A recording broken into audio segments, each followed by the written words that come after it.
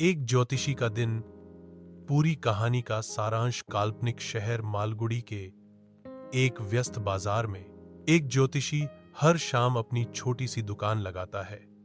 उसके पास ज्योतिष का कोई औपचारिक प्रशिक्षण नहीं है। वास्तव में वह सितारों या ग्रहों के बारे में कुछ नहीं जानता, लेकिन वह भूमिका निभाता है। एक केसरिया पगड़ी और लंबी मूछें पहने हुए और राहगीरों को प्रभावित करने के लिए विभिन्न प्रकार के उपकरण और चार्ट फैलाता है। अपने ज्ञान की कमी के बावजूद वह चालाक और चौकस है। लोगों के चेहरे पढ़ने और उन्हें वह बताने के लिए तेज निर्णय और सामान्य ज्ञान का उपयोग करता है जो वे सुनना चाहते हैं। इससे उसे हर दिन गुजारा करने के लिए पर्याप्त पैसे मिलते हैं।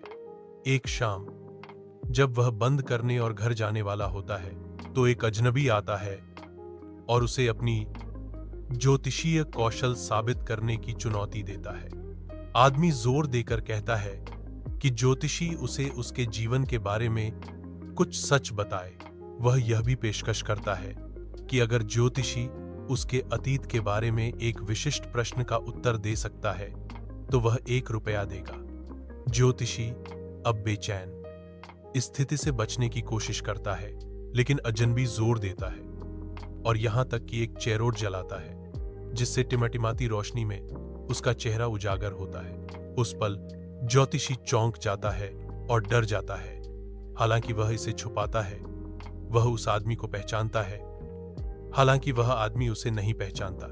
अजनबी का नाम गुरु नायक बताया गया है और वह जानना चाहता है कि कई साल पहले उस आदमी के साथ क्या हुआ था जिसने उसे कुएं में धकेलकर मारने की कोशिश की थी। वह बदला लेने के लिए उस व्यक्ति की तलाश कर रहा है। अपनी हिम्मत जुटाते हुए ज्योतिषी उसे एक विस्तृत भविष्यवाणी बताता है। वह कहता है वह आदमी जिसने उसे मारने की कोशिश की मर चुका है, एक लॉरी के नीचे कुचल दिया गया। गुरु नायक को फिर कभी उत्तर दिशा में यात्रा नहीं करनी चाहिए। यदि वह अपनी जान की कीमत जानता है, उसे घर लौट जाना चाहिए और बदला लेना बंद कर देना चाहिए, क्योंकि वह आदमी पहले ही जा चुका है।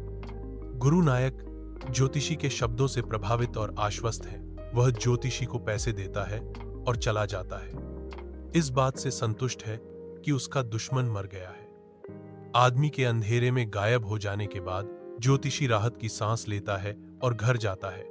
जब वह अपने घर पहुंचता है तो वह अपनी पत्नी को सच्चाई बताता है। वर्षों पहले जब वह युवा और लापरवाह था तो उसकी एक आदमी से लड़ाई हो गई थी और उसने उसे चाकू मार दिया था, यह मानते हुए कि उसने उसे मार डाला था और उसे एक कुएं में फेंक दिया था। डर के मारे वह अपने गांव से भाग गया और कभी वापस नहीं आया। अब वह जानता है कि वह आदमी जीवित था और विडंबना यह है कि उसने ही उसे बताया था कि वह मर गया था।